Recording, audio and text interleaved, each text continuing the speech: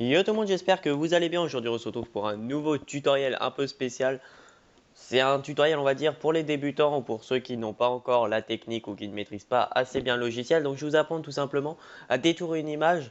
Donc, c'est une technique que j'ai remarquée, on va dire, en parallèle de la plume. Donc, c'est-à-dire que là, on va pas utiliser la plume, qui est la méthode qui est la plus, on va dire, qui rend le résultat le plus joli.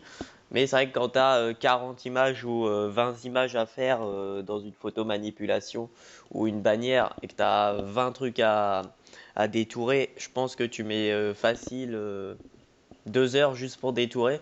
Donc je pense que c'est pas non plus l'intérêt. Donc je vais vous montrer cette technique, je vais pas parler plus longtemps et puis je vais vous montrer. Donc j'ai pris une pomme, tout simple, hein. Cette technique marche pour les objets assez simples avec très peu de fond. Donc là, je vais vous montrer avec cette pomme sur un fond blanc. Donc on double-clique, vous faites OK. Voilà, pour enlever le cadenas. Ensuite, on prend l'outil baguette magique et là, on va cliquer. On va régler la tolérance histoire d'avoir vraiment, on va dire, tout le tour de la pomme. Hop, voilà, donc encore un petit peu de tolérance, on va dire à peu près 25.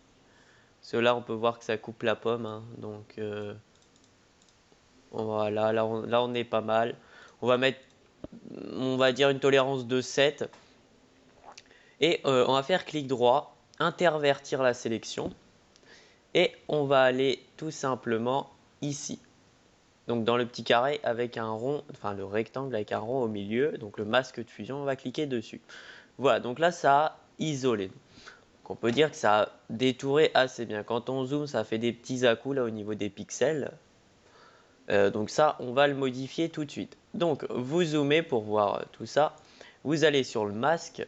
Donc bien sélectionner le masque noir et blanc, donc le masque de fusion.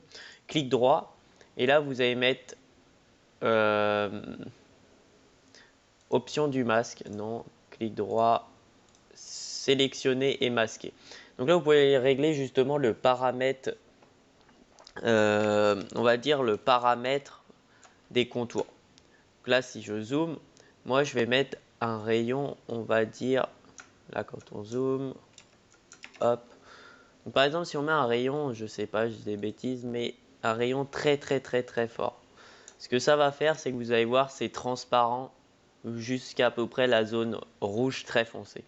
En fait, ça va, on va dire, fluidifier les pixels. Donc moins, justement, moins on va mettre un rayon, moins ça va le faire.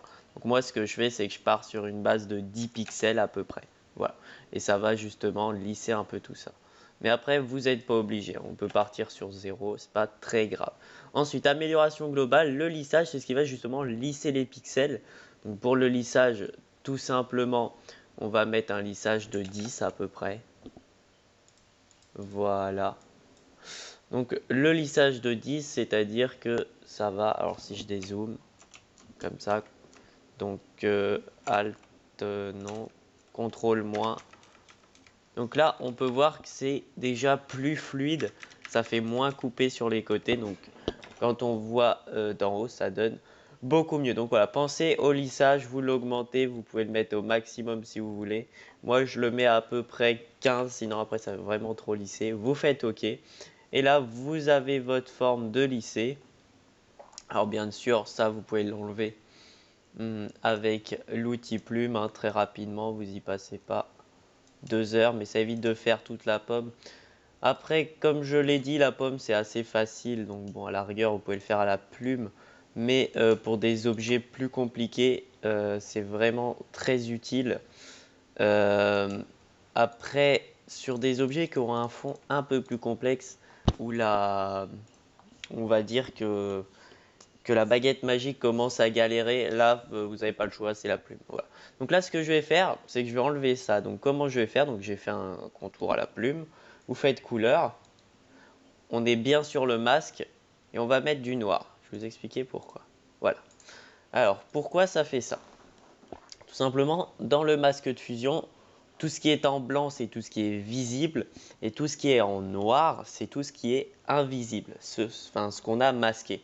Donc si par exemple, je prends du noir, hop, avec un brush n'importe, hein, peut-être pas autant, Voilà, donc si je rajoute du noir là-dessus, voilà, ça va supprimer. Donc peut-être que vous le savez déjà, peut-être que non, peut-être que vous découvrez Photoshop.